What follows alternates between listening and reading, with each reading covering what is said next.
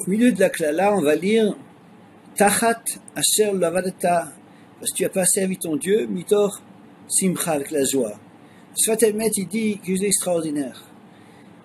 On doit apprendre là que si quelqu'un dans le pétrin, il travaille, il sert à Kajbourg avec la Simcha, Midat Tova, le bien est tellement plus fort que le mal. Alors la Simcha, Ingmara qui dit qu'un jour il y a un avis, il a vu deux personnes dans le chouk, il a dit, ça c'est des bnei de Olam Haba, eux ils ont l'Olam Haba. Mais qu'est-ce que vous faites dans la vie? Ben on est des clowns, on fait sourire les gens. Le Torah Chaim explique que tout juif a son chelek, mais eux c'était des habitants du Olam Haba. Pourquoi? Quelle différence? Chelek, pour arriver au chelek, il faut passer beaucoup de parcours de combattants pour expier ce qu'on a fait de mal. Mais cela parce qu'ils souriaient, ils faisaient rire les autres, directement ils allaient dans le Olam Haba. Il faut demander à Rabbi Avigdor Miller en Amérique comment se préparer à Rosh Hashanah Yom Kippour. Et il a répondu, smile. Alors parce qu'il a demandé, mais je comprends pas, se prépare Yom Hadin. Oui, avec le sourire. Il dit, pourquoi avec le sourire? Ben, regardez, dans les grandes surfaces, il y a des chaînes. Chaque année, en fin d'année, on fait un bilan, on vérifie combien a été vendu dans chaque succursale. Et là où ça marche pas, il faut liquider du personnel. Il y avait une succursale, une grande surface où ça marchait pas très bien.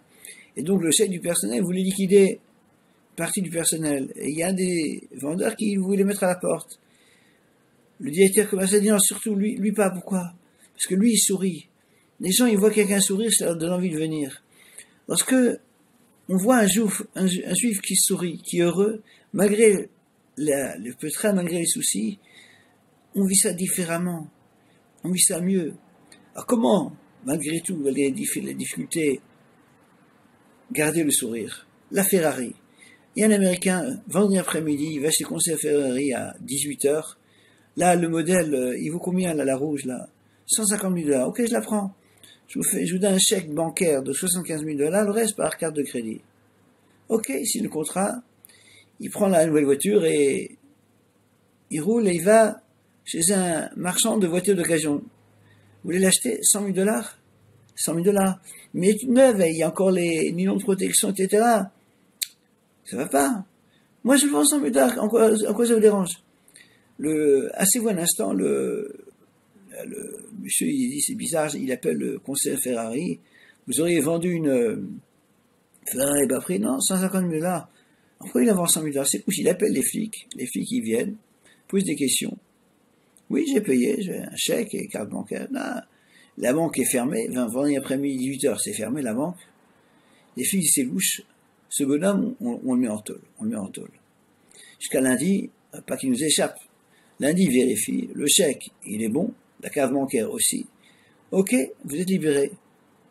L'acheteur de la Ferrari, il va chez son avocat, il dépose plainte contre la police et le conseiller de Ferrari, avec dommages et intérêts, 3 millions de $ et demi, pour avoir fait passer 48 heures en prison quelqu'un d'innocent. Je vous pose une question. Pendant ces 48 heures où il était en prison,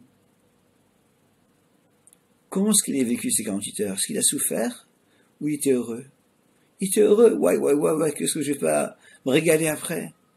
Lorsqu'Akadosh Baruch Hu nous fait souffrir, dans la galoute, dans la pouranout de la klala qu'on lit, le Sotemet, mais si quelqu'un il sait que c'est Akadosh Baruch Hu qui est derrière, il est tranquille.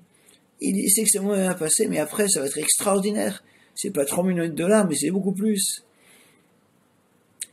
Dieu secoue le monde. Pour endormir un bébé, on le secoue. Un adulte, pour le réveiller, on le secoue.